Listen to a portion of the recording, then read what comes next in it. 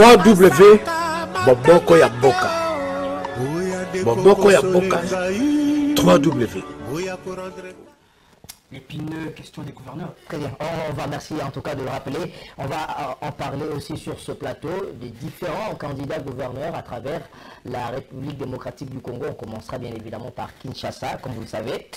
Kinshasa qui est le miroir des institutions. Faïdiko sur ce plateau, bonsoir et bienvenue. Bonsoir à tous. Bonne année quand même, c'est tard. Merci bien, merci pareillement. Analyste brillante, analyste de cette émission Presse. Merci en tout cas d'être parmi nous. Et juste à ma droite, lui d'ailleurs, il devient de plus en plus présent sur ce plateau. Yves Bouya, bonsoir et bienvenue. Bonsoir, José Belédou. Merci en tout cas d'être parmi nous. Je rappelle que tu es du site d'information 7 sur 7. C'est News. C'est News. Voilà, merci en tout cas, madame, monsieur. Sans plus tarder, nous allons entrer dans le vif du sujet. J'aimerais quand même qu'on commence par cette actualité, la plénière qui se tient aujourd'hui au niveau de l'Assemblée nationale. Il s'agit de la validation des mandats et mise en place à des différentes commissions. Patrick Yalé, bonsoir et bienvenue. C'est parti pour la machine est donc en marche. Aujourd'hui, une plénière de validation de candidatures et de mandats plutôt des députés va se dessiner. Dans quel climat cela peut se dérouler d'après vous? Bon, le plus important pour moi, c'est la désignation de l'informateur pour que l'on sache exactement où se situe la majorité. Parce qu'il y a de bruits de couloir qu'on entend par-ci, par-là. Il faudrait que l'opinion soit fixée. Aujourd'hui, il y a comme une espèce de blizzard, il y a comme une espèce de brouillard. Autour de la majorité parlementaire. Autour de cette fameuse majorité parlementaire.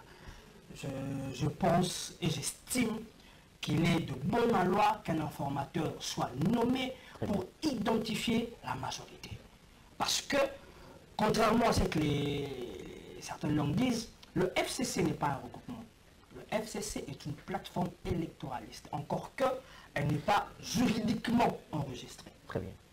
Donc, certains regroupements peuvent, s'ils en sentent le besoin, s'ils en sentent il peut y avoir une coalition au sein de l'Assemblée nationale. Ils peuvent bouger pour un camp ou un autre. Très bien. Moi, je suis d'avis qu'il faut nommer un informateur. Mon vœu aussi par rapport à cette nouvelle législature, j'aimerais qu'on ait des députés cette fois-ci responsables. Parce que la législature qui vient de finir, j'avais l'impression qu'on avait affaire à des saltimbanques. Et j'ose espérer qu'on aura pour cette législature des députés sérieux qui vont sanctionner ceux qui seront en délicatesse avec les lois de la République. Très bien. Alors, avant de parler de vous, Patrick Yalé, où tout à l'heure là, vous avez abordé la problématique de l'informateur, nous avons suivi de près les communicateurs de la majorité qui disent que c'est un faux problème et que le FCC est une structure qui évolue toujours en bloc et qu'il n'y a pas opportunité aujourd'hui pour le chef de l'État de nommer un informateur puisque la majorité est déjà définie. Le PPRD a ses députés, l'AFDC Baraty Lukwebo qui fait partie intégrante du FCC, etc. Est-ce que c'est encore opportun aujourd'hui? N'en déplaise à ces communicateurs, ce n'est pas eux qui donnent le là ou le temps. Il y a des textes qui sont faits, qui sont institués quant à ceux. Mais ceux qui se reconnaissent déjà de la majorité, ils l'ont dit. Je ne vois pas où se situerait l'entorse si on nommait un informateur pour constater cela. Je ne vois pas pourquoi ils devraient, eux, ces communicateurs, s'agiter outre mesure. Laissons suivre cours normal des choses. Très bien. Si il y a une majorité qui penche vers le FCC, on va le constater. Et la personne supposée prendre acte, on prendra acte. Très bien. Mais il ne faut pas conjecturer, laissons faire les choses. Alors, est-ce qu'actuellement, peut-on parler de nouvelles coalitions au sein du Parlement, de l'Assemblée nationale donc, où il faudrait parler d'un éventuel débauchage qui est en gestation au niveau de la famille présidentielle? Est-ce qu'on va assister à des débauchages? Vous savez, la politique congolaise est particulière. Par essence, le DPS est de gauche. Le PPRD est de gauche, par essence. Bien que ici... Ce sont tous des socialistes. Ce sont tous des socialistes. Bien qu'ici, on en a cure de ce courant idéologique. La politique est faite autour de hommes, faite autour des intérêts. Mais qu'à cela ne tienne, si un regroupement ne trouve pas ses intérêts, parce que qu'est-ce qui se passe aujourd'hui dans le FCC? Le PPRD veut tout vampiriser. Le PPRD veut caporaliser ses alliés. Et il y a beaucoup de regroupements qui sont frustrés. Parce qu'au nom de quoi le PPRD veut se taper la part du lion, la primature, présidence de l'Assemblée nationale, présidence du Sénat, les gouverneurs par-ci par-là. Alors que si... On a de la majorité parlementaire. Alors que si on extirpe le PPRD, il n'a qu'une soixantaine de députés. Très bien. Au nom de quoi il veut tout régenter. Très bien. Faïniko, bonsoir et bienvenue dans cette émission. On parlait tout à l'heure là de la rentrée, donc de la plénière qui se tient aujourd'hui. Il s'agit des validations du mandat. Et tout à l'heure là, Patrick y allait, on abordait la question de l'informateur. Est-ce qu'aujourd'hui, c'est encore opportun pour le chef de l'État d'avoir un informateur plutôt que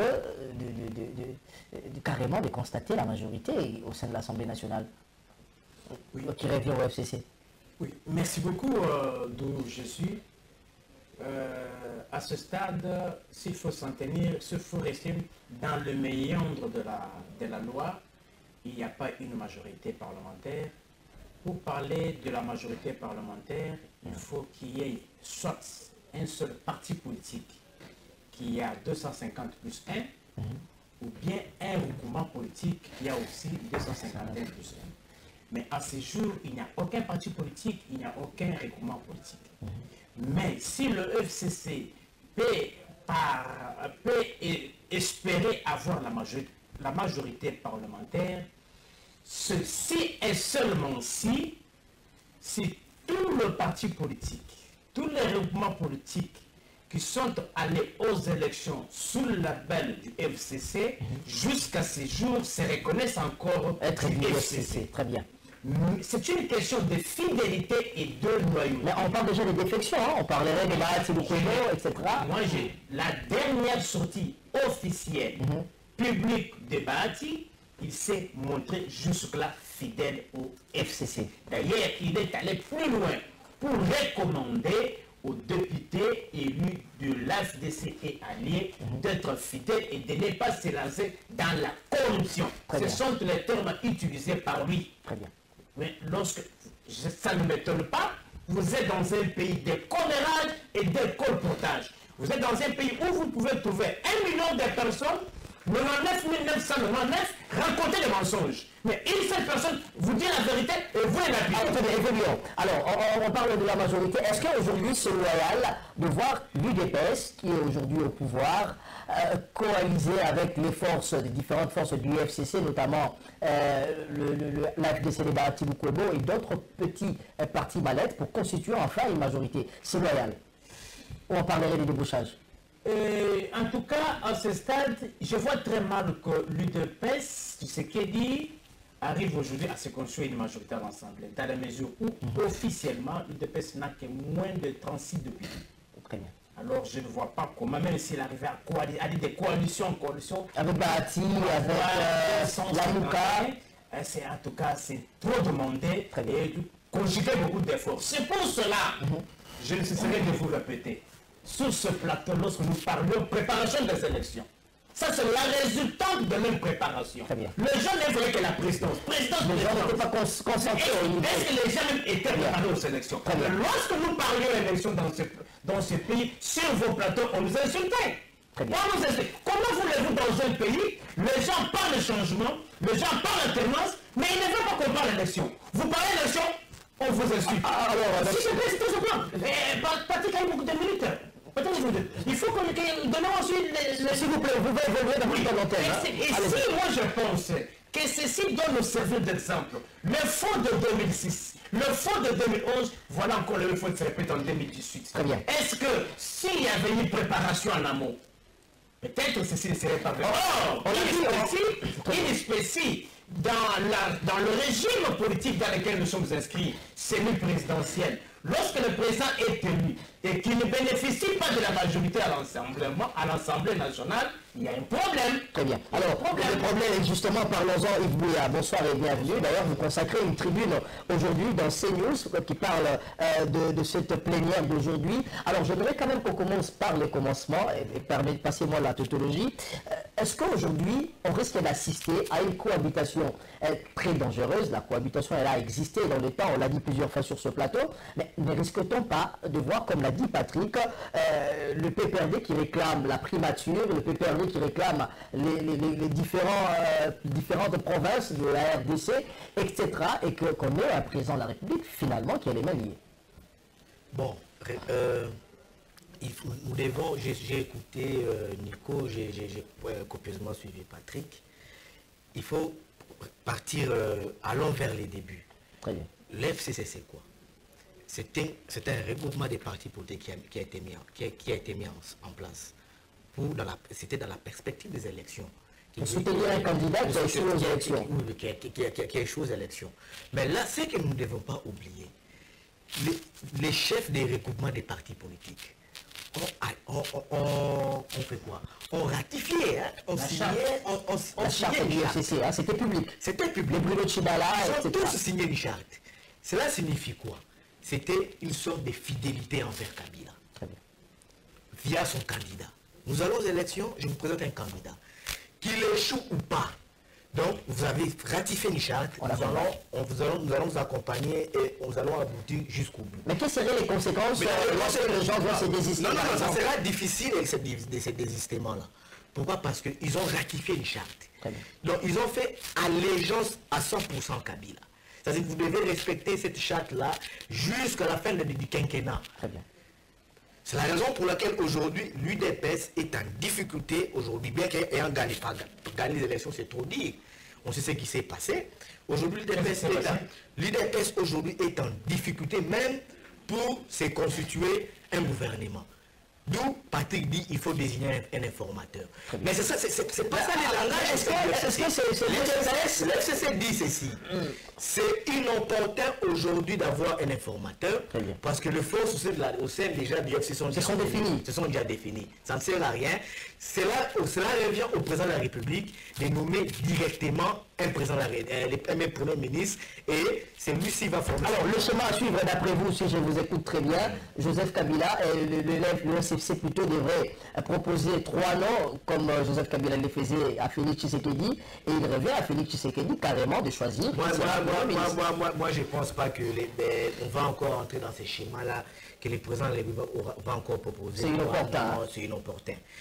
Kabila va désigner son premier ministre qui va soumettre à Félix. Très bien. Et Félix va s'exécuter. Très bien. Alors, Félix Tshisekedi va s'exécuter, vous le dites.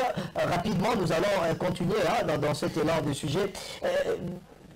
Pendant ce temps, Félix Tshisekedi, au niveau interne, évolue. Il sera jugé à partir de ces 100 jours en tant que président de la République. Il a été, je crois, 2 jours avant sa sortie en RDC, voir ses voisins au camp Tchachi, où il a vu les femmes des militaires. Il a parlé de rations, il a parlé de la rémunération des militaires, etc. Juste après, il est allé en Angola. Première sortie de Félix Tshisekedi. Pourquoi l'Angola? J'aimerais tout d'abord rebondir sur ce que mon ami Yves Bouya a dit. Premièrement, la charte dont il fait question, je n'ai pas pris lecture, mais c'est que je sache. Vous parlez de la charte du FCC. Du FCC. Cette charte liée ces sociétaires par le fait de soutenir le candidat qu'allait désigner M. Joseph Kabila. Cette charte était circonscrite sur cet acte-là, cet acte fondateur. Très bien. Pas plus, pas moins. Deuxièmement, mon ami Yves dit M. Kabila va proposer, désigner et M. Félix va s'exécuter. Cette manie de vouloir faire croire à l'opinion que M. Félix est un président de non, je pense que ceux qui sont en train de le penser vont déchanter.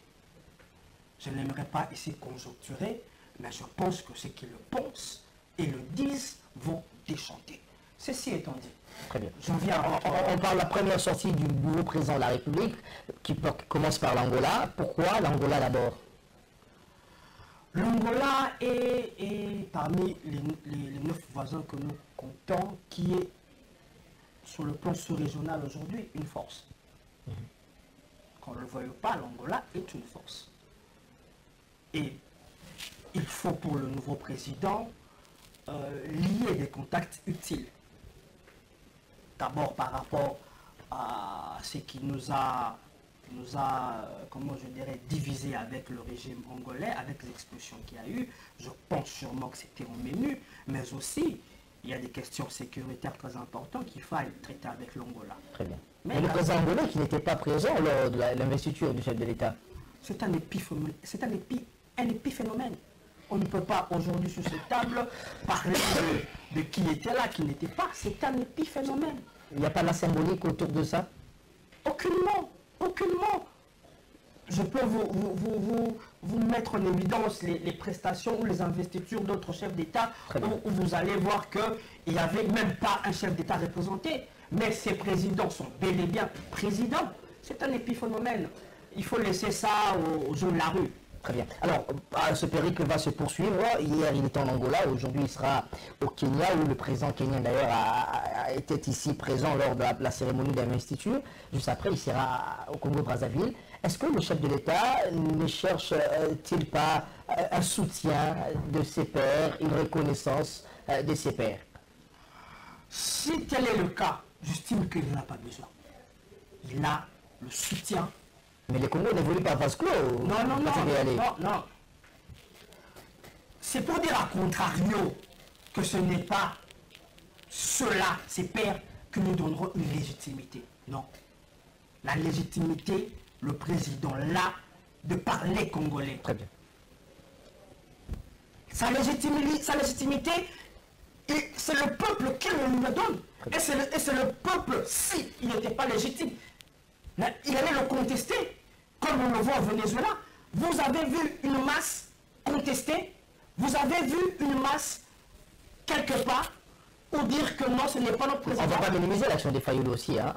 On en reviendra. Très bien. Parlons un peu de ce périple.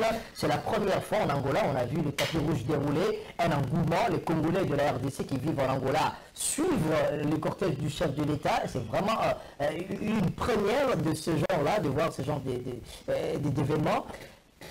Vous, comment vous comprenez ce premier déplacement du président élu Félix Tshisekedi? Mais je parlais de la forme. On a vu une masse autour du président, les Congolais qui venaient scander des chansons, soutenir le nouveau président. Mais il y a aussi ce qui tique, c'est que le président de la République a fait un déplacement officiel avec un jet privé, pas avec l'avion officiel. Oui, j'aimerais dire quelque chose concernant l'informateur et la majorité avec le FCC. Le FCC n'est pas un sujet de droit. Ne peut rester ni encore être esté. C'est un arrangement particulier qui n'engage pas les institutions de l'État. Mais les individus. Qui engage les individus. Et ces mêmes individus ne peuvent rester qu'en l'FCC qu'en vertu de la fidélité et de loyauté. Et sans cela, ils peuvent vagabonder ça et là. Pour revenir au premier déplacement du nouveau commandant suprême, l'Angola n'est pas venu à la cérémonie d'investiture, mais pourquoi toujours commencer aussi par l'Angola? On les craint. Pourquoi? C'est une question. Très bien. Lui, les fils de venir, c'est parce que l'invitation lui avait été lancée, et j'estime que l'invitation lui avait été lancée. Et pourquoi n'est-il pas venu? Et pourquoi aussi commencer par lui? Commencer par On a l'impression que la RDC reste toujours ce pays faible-là. Pourquoi toujours commencer par lui? La cour d'être aux Angolais a commis beaucoup de bavures. Qu'un pays faible ne peut jamais se permettre de le faire, mais Luanda a posé des actes inhumains, insensés et impardonnables. Mais pourquoi commencer par lui? Vous faites allusion au refoulement des Congolais? Il y a eu des refoulements barbares. Il y a eu des refoulements inhumains, impardonnables, insensés. Mais il refuse de venir à notre investiture, la première investiture d'un nouveau président élu. Vous savez, ma grande satisfaction, c'est l'occasion pour moi aussi de le répéter. Lorsque j'ai parlé d'élection, les gens ne voulaient pas des élections. Il y a eu une élection au Congo, il y a eu un président sortant habitant la Gombe il y a eu un président habitant la Gombe, au même rang. Et cela avait une signification que Luanda, Brazzaville ne pouvait pas hésiter un seul temps pour venir. Et qu'aujourd'hui, le nouveau commandant suprême, le nouveau... comment comprenez-vous cela? Vous prenez comme une faiblesse? Kinshasa ne s'est jamais montré responsable aussi imposant vis-à-vis de ses voisins. Alors, Félix Tshisekedi, son périple africain devrait commencer par quel pays selon vous? Écoutez, d'ailleurs, est-ce que c'est opportun même de commencer par là? Très bien. Et qu'est-ce ce qui est opportun, il ne faut pas se leurrer. Allez-y. Les pays, tous les secteurs du Congo sont des priorités. Tous les secteurs au niveau interne. Oui, ceux-là qui l'ont élu, ce n'est pas la communauté africaine, ce n'est pas la communauté européenne, ce n'est pas la communauté américaine, c'est la communauté congolaise qui l'a élu comme président. Et il a d'abord l'obligation de donner des résultats au problème des Congolais. Mais ça compte de le dire. Écoutez, moi je ne donne pas au gouvernement, je ne donne pas 100 jours. Je lui donne 365 jours. Je commenterai sur le nouveau président le 25 janvier 2020. Pourquoi? Tous les secteurs du Congo sont prioritaires. Nous avons parlé route, hein? Très bien. Nous avons parlé maille, nous avons parlé des courants, nous avons parlé école, hôpital. Tous ce sont des problèmes auxquels le peuple congolais attend le résultat. Et le nouveau commandant suprême, lui, n'aura pas droit à l'excuse. On ne va pas lui donner le bénéfice d'excuses, même les résultats. Est-ce que c'est lui? Il doit donner des solutions pour le Congolais. Mais commencer par des périples, ni du récit des livres, mort dans l'âme. Est-ce que pensez-vous, Yves Bouya, comme le pense Faïniko, que c'est une faiblesse au niveau de la diplomatie? Aller en Angola, l'Angola qui, on le sait, il n'est pas venu à l'investiture de Félix Tshisekedi, le Congo-Brazzaville, Sassou qui est juste en face ici, n'est pas venu à son investiture, mais dans la soirée d'aujourd'hui, Félix Tshisekedi se rendra au Congo-Brazzaville. Est-ce que, selon vous, vous pensez que c'est une faiblesse aussi de la part du nouveau président? Vous me posez une question, vous-même vous répondez. C'est comme, je vais un peu rectifier ce que Faye venait de dire tout à l'heure là. Il dit d'abord, Joao Lourenço n'est pas venu à l'investiture. Je parle de pays, je parle de Luanda. Oui, Luanda, mais peut-être il s'était fait représenter bien sûr. Le seul chef d'État présent à l'investiture, c'était Uhuru Kenyatta. Sassou non plus n'avait fait les déplacements. Alors, lui-même dit, il y a eu refoulement. Pourquoi pas commencer par Luanda? Il y avait refoulement, des bavures commises et tout comme ça.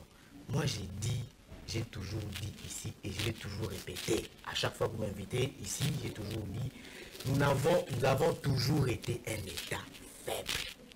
C'est ça qui prouve notre faiblesse. Si aujourd'hui l'Angola s'était permis de refouler nos compatriotes, de la plus sale des manières, parce que nous étions faibles. Nous étions faibles. Si aujourd'hui lui-même dit, Joao ne s'est pas présenté à l'investiture, mais c'est Félix qui fait les déplacements, on sait ce que ça signifie. Nous sommes toujours faibles. Qu'est-ce que ça signifie selon vous? On sait la manière dont Félix a pris ses pouvoirs-là. On sait la manière dont il a discuté avec le président sortant. On n'a pas de preuves sur ce plateau. Hein? Non, on n'a pas un vieux débat. Messieurs, nous sommes des journalistes très informés. Allez-y. Nous sommes des gens très informés. Allez-y. Il y a eu un accord. Ça, il faut pas négliger cela. Il y a eu un accord. Un accord, c'est ni moi ni toi. Mais il y a un accord mis en place entre l'UDPS et l'FCC. Notamment Félix Tshisekedi, président de l'UDPS, et alors Kabila, autorité morale. On ne va pas parler des affaires ici, on va parler pour les déplacements, pour moi, de Félix, c'est un non-événement. C'est inopportun selon vous. Alors il devrait faire quoi en tant que président de la République? Parce qu'il doit prononcer les premières des choses à faire, c'était d'abord de s'imprégner des documents importants du pays. Très bien. De comprendre. Tout ce qu'il fait là, avec les suspensions, c'est de la com. C'est de la com, il veut communiquer, mais concrètement, il n'y a pas de vraies décisions, il n'y a pas de vraies mesures. C'est très tôt pour lui. C'est très tôt pour le juger. C'est très tôt pour lui. Non, pas très tôt pour le juger. C'est très tôt. On sent. Il peut se faire remarquer en une semaine. Très bien. Il peut se faire remarquer en une semaine. On peut sentir cela. C'est trop tôt. Kabila a légué à Félix un pays pas malade, un pays, même pas la un pays mourant, qui n'existe même pas. Un pays qui n'existe pas. Kabila a légué ces pays-là à Félix. Donc, vous voyez, nous avons à tout moment des grognes, par-ci, par-là. Faire le déplacement de Félix, de Luanda, il faut commencer par quelque chose, donner des signaux forts ici. Très bien. Alors, c'est quoi la priorité des priorités des Fachi selon vous? Non, la priorité des Fachi selon nous, c'est connu. Ça devrait être quoi en tant que président? La priorité des priorités des Fachi, ça devrait être quoi? D'abord les sociales. Très bien, le social, merci. Madame, monsieur, rapidement, nous allons prendre le deuxième thème. Patrick Yane, vous avez la parole. On va revenir sur ce meeting, un meeting dit de vérité de la Mouka sur la place Sainte-Thérèse, mais aussi un meeting qui a choqué, c'est vrai. On commence d'abord par ce qui était important. La police a parlé de près de 4000 militants mobilisés, des bilans avancés, ça et là, on ne reviendra pas sur la guerre de chiffres, mais le plus important, c'est que Martin Fayulu a demandé aux Congolais de résister, et face au pouvoir qu'il appelle un deal fait entre le FCC et l'UDPS. Vous, en tant qu'analyste, comment voyez-vous cette nouvelle sortie de Martin Fayulu? Merci de Jésus. Dans mon temps de parole, j'aimerais rebondir sur ce que mon ami Nico a dit. Il y a une image qui reste poignante en France, où on voit le feu président Mitterrand et le feu président Edmund Kohl se tenir la main. C'est ces deux personnes qui ont construit l'Union européenne. Autour de cette table, on sait ce qu'a été l'Allemagne. On sait ce qu'on appelle la guerre de Vichy. Mais ces deux individus ont construit l'Europe. Je ne minimise pas ce que l'Angola a fait. Mais les hommes d'État voient loin et voient au-delà des états d'âme. Très bien. Je reviens encore sur un point. Le président Macron a été élu. L'UMP, qui est dans l'opposition, a eu des députés. Mais un bon nombre des députés de l'UMP ont choisi de soutenir les actions du président Macron. La République en marche. C'est une petite parenthèse. Très bien. Je reviens sur la Mouka. J'ai été extrêmement déçu. L'autorité morale de la Mouka, monsieur Martin Fayulu, c'est lui l'autorité morale de Bemba, Katoum et consorts. Il a dit des choses qui m'ont déçu. Il a quand même dit certaines vérités. Hein? S'il te plaît. Il dit qu'il était en communication avec Leila Zerouki, qui est une fonctionnaire de haut rang. Il révèle ce qui se sont dit. Il a demandé d'aller voir Joseph Kabila à Kingakati. Déjà, c'est malsain. Il y a ce qu'on appelle des secrets d'État. Il y a des choses, combien même ça pourrait être vrai, qu'on ne livre pas à la place publique. Ça, c'est de 1. De 2, il est en totale contradiction avec ses propos. Au lendemain de la publication des résultats, il a eu une déclaration sur RFI. C'était d'ailleurs un échange avec M. Vital Kamerhe, où il niait, non seulement il niait, mais il fustigeait ceux qui avaient osé entreprendre une quelconque communication avec le régime sortant. Mais dans sa déclaration, écoutez ce qu'il dit. Allez-y. Il était prêt à rencontrer le président sortant, mais pas à Kingakati. Il a été contacté lui aussi bien avant. Il dit qu'il a été contacté. Très bien. Il dit qu'il souhaitait rencontrer le président, mais pas à Kingakati. Alors qu'au lendemain des résultats, il tirait à boulet rouge. Il disait qu'il n'était pas question pour lui, quelles que soient les circonstances, de rencontrer M. Kabila. Très bien. Quelle version croire? Alors, finalement, on va évoluer. S'il vous plaît, on va évoluer finalement. Martin Fayulu, il a dit de vérité, notamment ce que vous venez de dire. Il dit que Joseph Kabila était indisponible. Mais ce qui a aussi choqué, évoluant, c'est que les militants qui étaient sur place ont scandé des chansons incitant à la haine tribale. On ne va pas répéter ces chansons ici. Ça pour moi c'est quelque chose, c'est vrai que c'est scandaleux, mais j'aurais d'abord voulu m'appesantir sur les contre-vérités qu'a tenu l'autorité morale de la Mouka. Très bien. Quand il affirme que M. Kabila n'avait rien à craindre, qu'il n'avait pas de vengeance, ça veut dire que M. Fayulu avait des termes de référence qu'il avait proposés pour une entrevue. Vous voulez dire qu'il a aussi été consulté, comme on le reproche à Félix Tshisekedi? Qui ne nous dit pas qu'il a été consulté? Très bien. Parce que visiblement, on est perdu. On est perdu dans les propos de Fayulu. Parce que souvenez-vous, tantôt il a 62%, tantôt il en a 41%, tantôt il ne peut pas rencontrer Kabila, tantôt il souhaitait le rencontrer, il avait même le thème de référence. Mais finalement, Fayulu, en 3 minutes, comme lui il a eu 3 minutes, c'est quoi la vérité? S'il vous plaît, c'est moi qui gère le temps. C'est quoi finalement la vérité? Est-ce que Fayulu, il dit un meeting de vérité, il a été consulté, Fachi a été consulté, Joseph Kabila, disons-le, a manipulé tout le monde. Ah, ce sont tous les gens qui se sont présentés comme des intellectuels qui insultaient Kabila. Mais apparemment, je me rends compte que tout le monde, Kabila les a utilisés comme des griots, comme des marionnettes. Allez-y. Oh, moi je ne suis pas là-bas. Moi je me réjouis aujourd'hui, j'ai un discours. Je suis resté comme ça. S'il te plaît, oui, non, s'il te plaît. On ne pouvait devenir présent qu'à la suite des élections. Très bien. Et les élections se préparent. C'est un faux débat, cette histoire de débauchage. Écoutez, moi je ne suis pas dans l'histoire de débauchage, personne ne va connaître la vérité débauchée. Mais nous sommes dans le fait. Et le fait c'est quoi? C'est-à-dire, il y avait les élections que tout le monde devait préparer. Et les élections que j'ai toujours considérées comme étant une année académique. L'étudiant va au cours, il prend la matière, il passe le TP interrogation, il attend la session. Mais vous, la matière, vous ne l'avez pas, le TP, vous ne passez pas, les interrogations, vous ne prenez pas, vous attendez que la session. Très bien. Est-ce que peut-on semer le maïs pour récolter le manioc? Donc vous voulez dire quoi par là?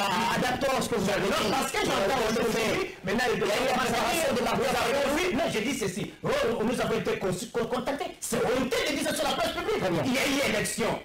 Or, lorsqu'il y a élection, lorsqu'un candidat se sent lésé, l'unique et la seule possibilité de contrecarrer le résultat publié par la CENI, c'est le PV. Lorsque je parle PV, je dis préparez les élections, cherchez les moyens, alignez les témoins dans tous les bureaux de vote. La seule possibilité de contraindre les fraudeurs. C'est n'a jamais donné ses PV. Écoutez, les PV, c'est une obligation. Et qui doit obtenir le PV? S'il te plaît, Yves, ici devant faire la pédagogie, tirer les leçons du passé. Qui doit détenir le PV? Ce n'est pas une église. Une église, c'est une ASBL, mais n'être pas dans l'obligation. Non, le PV, on le remet aux partis politiques de témoins et au règlement politique. Or, faisons les statistiques. 74 000 quelques mille bureaux de vote. Combien ont aligné les témoins? Moi, je me dis, Martin avait beaucoup d'atouts pour gagner cette élection avec facilité.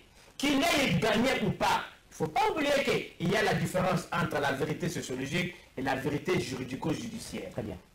La vérité sociologique, il prétend avoir gagné. Mais il ne suffit pas seulement de déclarer. Il suffit aussi d'avoir la preuve. Or, parce que c'est la Cour constitutionnelle qui publie le résultat définitif. Alors moi je vous pose cette question, jusqu'où va aller la logique de Martin Fayulu? Il appelle les Congolais notamment à la désobéissance civique, lorsqu'il dit par exemple il ne faudrait pas obéir aux décisions des autorités qui sont actuellement.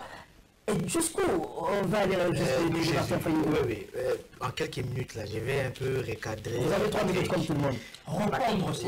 Un peu aussi comme bon vous semble. Donc, quand il dit au lendemain de la publication des résultats, M. Fayulu avait dit que quand il a été taxé par Vital d'avoir rencontré Kabila, monsieur Martin Fayulu avait dit non, je n'ai pas rencontré Kabila. Maintenant, là, il faudra nuancer c'est quoi. Via son discours de vérité à Saint-Thérèse, qu'est-ce que Martin a dit? C'est un discours de vérité. Les choses ont changé. Au lendemain de la publication des résultats, il dit non, je n'ai pas rencontré M. Kabila. Mais au fur et à mesure que le contexte a changé, les choses ont évolué. Et la spéculation, la rumeur avait gagné du terrain. Comme c'était un meeting de vérité, il devait fixer l'opinion. Comme il incarne aujourd'hui l'opposition, il devait fixer l'opinion. Alors qu'est-ce qu'il a fixé? Parce qu'il a dit là, non, c'était pas véridique. Alors quel est l'élément? Il a fixé l'opinion. Allez-y. Oui, la foule lui pose la question. Vous rencontrez Kabila? Il dit non, je n'ai pas rencontré Kabila. Mais est-ce que dans le côté Kabila, il y a eu des contacts avec M. Kabila via Leila Zegouri. Il y a eu des contacts. Mais des contacts qui n'ont pas abouti. Très bien. Alors, je vais faire une révélation ici. Allez-y. Pourquoi est-ce que ces contacts n'ont pas abouti entre Leila, entre Kabila et Martin Fayulu? La différence est que M. Martin Fayulu aussi négocier le pouvoir. Non, mais c'est des bonnes guerres. Quand il n'y a plus d'élection, non. Il n'y a plus d'élection, Quand les FCC a remarqué qu'ils ont perdu les pouvoirs, il fallait maintenant, les FCC les savaient réellement, la personne qui avait les élections, c'était Martin Fayulu. Il fallait discuter convenablement avec Martin. Le couac est venu d'où? C'est d'abord Kabila Regab. D'abord, Martin n'a pas voulu prendre les pouvoirs pour les pouvoirs, comme l'a fait Félix. Très bien. Non, comme l'a fait Félix et son directeur de cabinet. Ils ont pris les pouvoirs pour prendre les pouvoirs, mais regardez là. Laissez-moi finir. Laissez-moi finir. Laissez-moi cheminer. Ils ont pris les pouvoirs pour prendre les pouvoirs, mais regardez là, ça nous amène, là, ça nous conduit. Non, les signes, nous avons déjà les signes qui ne trompent pas. Il fait un voyage avec un jet privé loué. Donc il y a un avion de la présidence qui est là, mais il voyage à bord d'un jet. M. Kabila a voyagé à bord d'un jet. Vous voulez dire que Joseph Kabila a confisqué la il ne l'a pas tout légué. Il a confisqué ça il faut le dire. Alors, Martin n'a pas voulu prendre les pouvoirs pour prendre les pouvoirs. N'a pas voulu prendre les pouvoirs pour prendre les pouvoirs. Il fallait négocier sur certaines choses. Donc, ils ne se sont pas mis d'accord. Mais Félix, par contre, a pris les pouvoirs pour prendre les pouvoirs. Mais là, c'est ça maintenant la vraie nuance. Ça signifie quoi? Pour paraphraser Patrick, les termes de référence qu'a donné le candidat Martin Fayulu et sa plateforme, Kabila n'a pas... Mais lorsqu'on parle de termes de référence, on voit qu'il y a une négociation ici, il y a une négociation par là. Et qu'est-ce qu'on fait des résultats proclamés par la CENI et confirmés par la Cour constitutionnelle? On reviendra à cette question-là, monsieur. Nous allons prendre le dernier virage, en tout cas 2 minutes à chacun. Nous allons prendre le dernier virage, 2 minutes à chacun à nous inviter pour parler quand même de ces élections, l'élection des gouverneurs dans plusieurs villes de la République démocratique du Congo. On commence par la ville de Kinshasa. Le dépôt des candidatures se termine demain jeudi. Et vous savez, plusieurs candidats sont en lice, notamment des candidats aussi considérés par le Congolais comme opportunistes, mais ceux qui aussi, il y a des candidatures sérieuses. Je n'aimerais pas citer les noms des différents candidats ici. Ce qui est vrai, la ville de Kinshasa, gérée par André Kimbuta, la gestion a été décriée par le Congolais, les Kinois particulièrement, Poubelle Saïla. Quel est le profil du nouveau gouverneur de la ville de Kinshasa? J'aimerais quand même citer quelques candidatures. Il y a Gentini Ngobila, il y a Deo Kassongo, il y a Magloire Kabemba, il y en a beaucoup, Laurent Batoumone, etc. Quel est le profil d'un bon gouverneur de Kinshasa? J'étais tout oui pour vouloir écouter la révélation qu'avait mon ami Yves Bouila. Je dois avouer que je suis resté sur ma soif.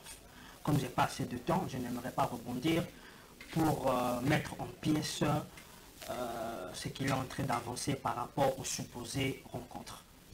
J'espère qu'une prochaine émission élaborée on permettra de dépoussiérer les bouts de couloir. Mais ce que vous pouvez retenir, Félix Martin n'a pas voulu prendre les pouvoirs pour la bataille. Alors, parlons un peu de candidature de gouverneur. Je vois que vous contredisez l'autorité morale de la MOCA qui tantôt dit que je ne peux pas rencontrer Kabila, tantôt il n'a pas rencontré. Il y avait des négociations à travers. On peut parler d'élection de gouverneur et vice-gouverneur. Je veux respecter le canevas et m'en tenir à la question. Je commence par la ville de Kinshasa. Il y a des candidatures qui se sont annoncées. Pour moi, on a jusque-là un quatuor qui se dégage. Il y a M. Gentini Ngobila, avec Nirondungu, je pense. Il y a M. Deo Kassongo. Il y a une colistière, une madame dont le nom m'échappe. Il y a le ticket UDPS, Batumona avec Jekoko Mulumba. Il y a le ticket Kabemba et un certain monsieur Fridolin, je crois, et le de Kimbatek. Je pense que le gouverneur se trouve parmi ces 4 noms. Et maintenant, j'aimerais donner mon avis. J'aimerais donner mon avis parce que ce n'est qu'un avis, parce que nous n'allons pas... Vous avez parlé de Gentini Ngobila, qui est l'actuel gouverneur de la province de Maïnomé. Je n'ai pas 5 minutes. Allez-y. j'aimerais donner mon avis. J'aimerais d'abord me plaindre du fait que ces élections sont mal parties. On risque de subir ce qu'on a subi dans la législature passée. C'est-à-dire, nous avons des députés qui sont en train de monnayer. On risque d'avoir un député qui sera élu à force de coups de billets. Un gouverneur. Un gouverneur plutôt, allez-je dire. J'en profite aussi pour dire ma sympathie à notre ami Serge Kabongo qui voulait être sénateur, mais il a été déchanté par les amis qui l'ont soutenu, qui aujourd'hui courent derrière l'argent. C'est vraiment regrettable, alors que c'est une valeur que j'espérais voir au Sénat. Rien n'est perdu, hein? J'espère pour lui. On l'a vu, il a fait la promotion. Il y a certains amis qui sont aujourd'hui députés, ils doivent prendre l'ascenseur. Les députés made in kiosque. 30 secondes, allez-y, parlez essentiel. Les députés made in kiosque. Le candidat du FCC, Jean-Tini Ngobila, le candidat adoubé par Kimbuta, je suis désolé. Le PPRD, une fois de plus, c'est comme si le PPRD a un problème avec les Quinois. Après Kimbuta, on veut nous livrer encore M. Jean-Tini. Non, je suis désolé. Très bien. Si je prends M. De Okassongo, c'est lui le responsable de l'agence d'Ivo, je crois. Non, Chebez. Je l'aime bien. C'est un homme sympathique, charmant, mais... Est-ce qu'il a le profil pour gérer la ville de Kinshasa? On ne peut pas comparer la gestion d'une agence d'une vingtaine de personnes qui a d'ailleurs fait faillite plus d'une fois. Après, on a été faire des prêts chez les Libanais pour monter une structure. Et ensuite, qu'on retrouve ces Libanais qui sont derrière vous pour mettre la main sur l'économie de la ville. Je suis désolé. Pour moi, deux candidatures sont sérieuses. Celle de l'UDPS et celle de M. Magloire. La faiblesse de M. Magloire, c'est qu'il a accompagné pendant 12 ans M. Kabila. Est-ce que c'est ce qui importe? M. Kimbuta. Mais c'est quelqu'un que je connais de loin, mais je pense qu'il a un profil intéressant. On regarde d'une compétence aussi. Hein, le ticket UDPS aussi, j'estime. J'aurais voulu que l'UDPS propose d'autres noms. Mais je pense que M. Magloire et M. Sekoko peuvent aussi. Est-ce que rapidement, on pourra parler des candidatures de gouverneurs et vice-gouverneurs? On a parlé de quelques noms. Hein. Vous, c'est quoi le bon profil selon vous? Je me rends compte que vous êtes dans un pays où on foule maintenant au pied les cursus universitaires. Très bien. On ne parle plus encore, on parle maintenant de moins en moins du cursus universitaire. Je vous promets déjà. On parle juste des individus. Le Sénat et les assemblées provinciales, la législature prochaine, si je serai élu, je me battrai pour la suppression de ces deux institutions. Le Sénat, j'aimerais que notre Parlement reste monocaméral et la suppression pure et simple des assemblées provinciales. C'est à quoi on va assister aujourd'hui. Ce sont des boulevards, des 64 bandes que vous ouvrez aux députés provinciaux pour se faire de l'argent. Très bien. Est-ce que pensez-vous que le candidat, le gouverneur qui sera élu, sera-t-il élu sur la base de la méritocratie ou bien il va élu sur la base de ses bureaux? Comment De Okassongo, par exemple, sera élu? Est-ce que s'il vous plaît, je ne connais pas ce qu'il a comme compte en banque, je ne connais pas. Mais les Libanais. Mais vous n'allez pas la faire. Moi, je n'ai pas la rassurez-vous que le gouverneur qui sera élu sera le plus offrant. C'est celui qui va offrir le plus qui sera élu. Est-ce que voulez-vous que moi, je sois d'accord avec... Non, justement, c'est ce que nous sommes en train de condamner. Il n'y aura pas l'objectivité. Bien. Ce sera le plus offrant qui sera élu. Oui, mais pas Or, le commun n'a pas besoin de ça. Très bien. Lorsque déjà on parle sur la calcul de 35 000, 50 000 dollars par sur le pays, justement. Par de député. Écoutez, on attendra quoi? Vous voyez, ce qui est bien dans ça, il fallait renouveler les assemblées provinciales, il fallait renouveler les sénats. C'est une très bonne chose. Maintenant, quand il faut analyser les candidatures, là, vous voyez les têtes qui se dégagent là, ça énerve déjà. Comme Patrick l'a dit, un monsieur comme Jean-Tini Ngobila. Il porte le bilan de Yumbi, hein? Yumbi, 9 000 morts, tantôt, même dans les sports là, il a un passé obscur, vraiment obscur. Commençons par interroger son cursus universitaire. Obscur. Et parlons dans le dossier de tout un chacun. Sans que C'est tout un chacun. En plus, derrière lui, De certains dossiers. c'est un tensionnaire, s'il faut le dire. Allez-y. Les 9000 personnes décédées à Yumbila, s'il faut bien gratter sa main derrière, ce type-là, il est dedans. Tu prends notre tête là, Divo Deo Kasongo là. Comme Patrick l'a dit, c'est quelqu'un de des petits business comme ça. Non, attention, merci à un cursus universitaire. Non, là, c'est subjectif. S'il vous plaît. Il est dans des petits business. On vous a pas interrompu. On vous a pas interrompu. Il est avec des indo-pakistanais. Alors, on est mal, s'il vous plaît. Des gens ici Oh là là là là. S'il vous plaît. qui pillent les recettes du pays. Ces indo-pakistanais là. Allez-y. Qui détournent, qui ne veulent pas payer. Les critères devaient... C'est pas ici, s'il vous plaît. Les critères devaient être basés sur quoi? S'il vous plaît, Faïniko, vous êtes en train de déranger l'émission. Vous ne posez pas les questions dans cette émission, s'il vous plaît. Merci. Respectons les téléspectateurs. Sur base de quoi devraient tabler les députés provinciaux pour élire un gouverneur? Non, mais tabler, c'est trop dit, ça sera difficile. Là, je me rejoins à mon ami, ce sera les plus offrants. Mais il y a des têtes qui énervent et qui disent qu'ils ne passeront pas. Très bien. Qui ne passeront pas comme les Gentili Mobila, les Deoka Songo ici, qui fait quoi? Il veut assimiler son entreprise à la ville de Kinshasa. Non, ça on ne peut pas. Aujourd'hui, maintenant, nous en appelons à ces députés professionnels de la ville de Kinshasa de faire un bon choix. Déjà, Kimbuta a déjà pollué la ville, nous a mis dans de très mauvaises conditions. Nous ne voulons plus un bon choix. Faïniko a parlé de la compétence, il a parlé le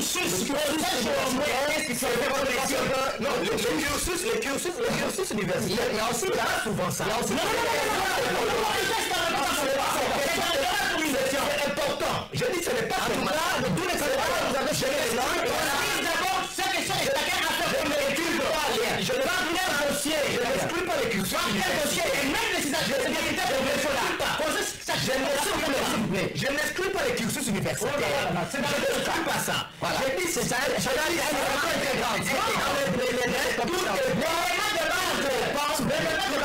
De la volonté et de la volonté. Merci beaucoup, merci chers téléspectateurs. Les gens qui ont l'émission est terminée. Déjà, c'est des